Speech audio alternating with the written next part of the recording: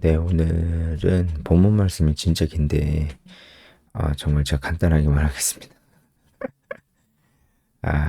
네, 저도 너무 길어가지고 다 보지는 못했어요. 제가 또 일정이 너무 바쁘네요.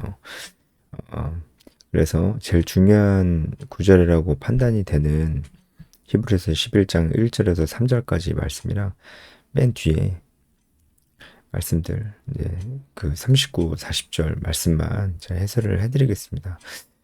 나머지 이제 4절부터 그 뒷부분은 구약의 말씀들을 쭉 이제 이야기하는 거니까 여러분도 어느 정도 아실 거라 그렇게 생각이 듭니다. 저도 사실 다 보고 싶은데 제가 너무 궁금하고 저도 이런 좀 더 내가 몰랐던 사실이 있는지 보고 싶은데 도저히 그럴 시간이 안 되네요. 그래서 이 히브리서 11장의 주제이기도 한 1절부터 3절 말씀을 좀 집중적으로 해설을 해드리도록 하겠습니다. 너무 유명한 말씀이죠.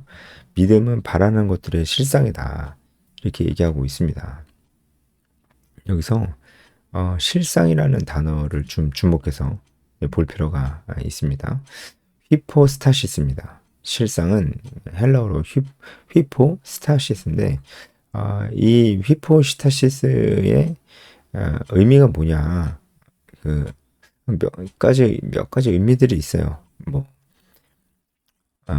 확신, 보증, 뭐 실체, 토대, 뭐 이런 뜻들이 있습니다. 그러니까 이런 여러 가지 뜻들을 종합해서 믿음은 바라는 것들의 실상이다. 이 말씀을 다시 한번 해석을 해주자면 믿음은 바라는 것들, 그러니까 소망하는 자들이죠. 그리고 무엇인가 이제 소망하는 것이죠. 믿음은 무엇인가를 소망하는 사람에게는 그 소망을 지탱해주는 어떤 토대가 되는 것이다. 그리고 그 소망하는 바가 허무한 것이 아니고 실제로 이루어질 것을 보증해주는 실체다. 믿음이라는 것이 그렇다라는 거죠. 그러니까 여기서 말하는 믿음은 하나님 말씀을 믿는 믿음이죠. 그냥 아무거나 다 믿는 그냥 맹목적인 믿음이 아니라 하나님 말씀을 믿는 믿음은 절대로 허상으로 끝나지 않는다. 그것은 반드시 실체로 다가올 것이고 우리가 소망하는 것이 실체로 반드시 다가올 것이라는 것을 보증해 주는 것이 또 믿음이다. 그런 거죠. 그래서 이 믿음은 이 믿음 자체가 우리가 바라는 것들이 반드시 올 것이라는 것을 이 믿음이 보장해 주기 때문에 이것이 또 소망에 대한, 그러니까 소망을 위한 어떤 토대가 되는 것이다. 이렇게 볼 수가 있겠죠. 그렇죠. 그러니까 하나님 말씀을 믿으면 우리가 하나님 말씀을 잘 알고 온전히 믿으면 하나님께서 우리에게 약속하신 것은 반드시 이루어지기 때문에 이것이 실상이다라는 거예요. 그래서 믿음은 바라는 것들이 실상입니다. 하나님 말씀을 온전히 믿으면 우리가 바라는 것들은 성경에서 말씀하시는 것을 바라게 되는 거죠. 우리가 바라는 것들은 반드시 실상으로 우리에게 다가오게 될 것이고 우리의 믿음이 그걸 또 보증해 준다. 이렇게 볼 수가 있어요. 보이지 않는 것들의 증거니 이 말씀은요. 보이지 않는 사실들이라고 얘기할 수 있습니다. 보이지 않는 것들은 보이지 않는 사실들이라고 좀 말할 수가 있어요. 그러니까 보이지 않는 사실들의 증거다. 증거는 밝히 드러낸다 이런 뜻입니다. 그러니까 보이지 않는 사실들을 밝히 드러내는 것이다 라고 얘기를 하는 겁니다. 그러니까 이것도 하나님 말씀과 하나님의 약속과 관련이 있어요. 그러니까 여기서 보이지 않는 것들, 그러니까 보이지 않는 사실들이라는 것은 성경에서 우리에게 약속하시고 있는 그 부분이죠. 성경에서 우리에게 약속하고 계신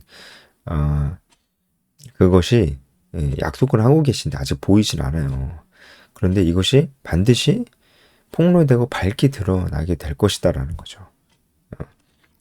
그래서 이 믿음을 가지고 있으면은 이 보이지 않는 사실들이 보이지 않는데 그것이 반드시 밝히 드러나고 나타낼 것이라는 소망을 갖게 되는 것입니다. 이 소망을 갖게 되는 것도 이 믿음이 있어서 그렇습니다. 그러니까 여러분 무슨 얘기 하려는 건지 알겠죠? 지금 예수님에 대해서 얘기를 하려고 하는 거예요. 구약에서 계속 예수님에 대해서 오실 거다 그렇게 계속 얘기를 했잖아요. 그러니까 이 말씀을 온전히 믿고 있었다면은 결국에는 이 예수님이 오셨잖아요. 그래서 실상이 되셨잖아요. 그래서 밝히 드러나셨잖아요. 증거 밝히 드러나셨잖아요. 그래서 소망하는 사람들에게는 예수님 오시기를 소망했던 사람들에게는 예수님이 오심으로써 그 실상이 되고 예수님이 오신다는 것은 보이지 않는 사실들, 보이지 않는 것들이었는데 예수님이 오심으로써 이제는 보이지 않는 것이 아니고 밝게 드러나는 것이 됐어요. 지금 1차적으로는 그렇게 얘기를 하는 것이고 믿음이 무엇인지에 대해서도 얘기를 해주는 것입니다. 이 믿음은 다시 한번 말씀드리지만 기록된 하나님의 성경 말씀을 믿는 믿음이지 그냥 자기 혼자 뭐 말씀이랑 상관없이 그래 난 잘 될 거야 잘 될 거라고 믿자 잘 될 거라고 믿으면 그것이 실상이 돼 이 얘기는 아닙니다. 그 얘기는 아니에요. 잘 될 거라고 계속 생각하고 안 될 거라는 생각을 안 하고 잘 될 거야 잘 될 거야 계속 선포하면은 그러면은 그게 나중에 실상이 된다. 진짜 잘 되게 된다. 이렇게 얘기하는 건 성경이랑은 아무 상관이 없는 아무 상관이 이 구절이랑 이제 그런 케이스랑 연결하면 안 됩니다.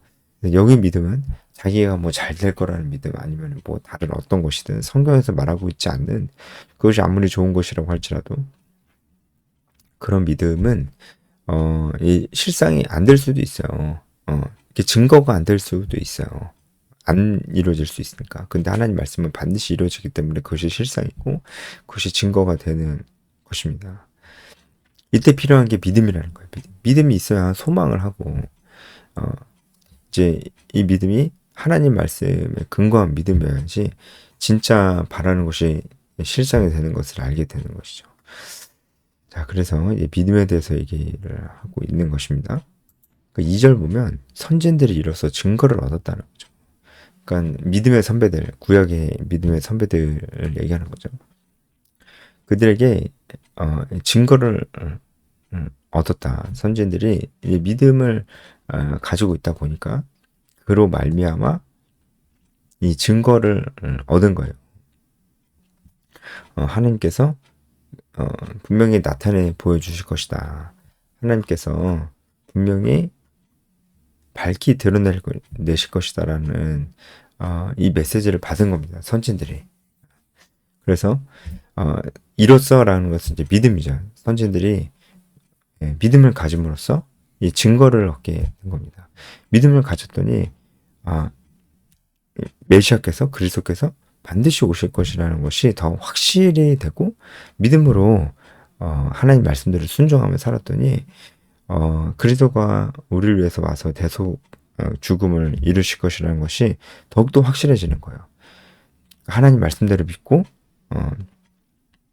그렇게 살았더니 하나님께서 우리에게 말씀하신 것이 이루어질 것이라는 더 확실한 믿음을 가지게 됐다는 것이죠.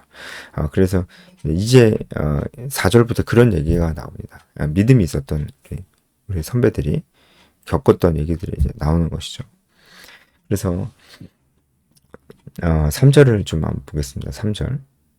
사실 3절부터 창세기 말씀이 시작이 되는 겁니다. 이제 창조하신 얘기가 나오잖아요. 하나님이 말씀으로 지으신 줄 우리가 안다.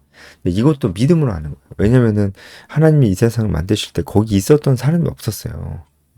그런데 기록된 성경 말씀이 우리에게 그렇게 얘기해 주니까 우리가 그것을 이제 믿는 겁니다. 믿게 됨으로써 알게 됐어요. 믿지 않았으면은 성경에 기록돼 있어도 믿지 않으면은 여전히 믿지 않는 자들은 태초에 어떤 일이 있었는지 알지 못하는 것이죠. 보이는 것은 나타난 것으로 말미암아 된 것이 아니니라. 이 말씀이 참 우리에게 생각할 거리를 던져줍니다. 여러분 보이는 것은 이제 우리 이 모든 사물들은 다 눈에 보이잖아요. 이 눈에 보이는 것은 나타난 것으로 말미암아 된 것이 아니라는 거죠. 이것은 우리가 눈에 보이는 이 세상을 어떤 관점으로 바라보느냐에 대한 설명입니다. 이 눈에 보이는 이 세상을 나타난 것으로만 보고 그것을 그런 관점으로 보면은 이제 하나님도 안 계시고 창조도 그렇게 하나님 말씀에서 단숨에 일어난 일이라기보다는 거기에 억지로 진화론을 껴넣으려고 하는 시도가 이제 생기는 것이죠.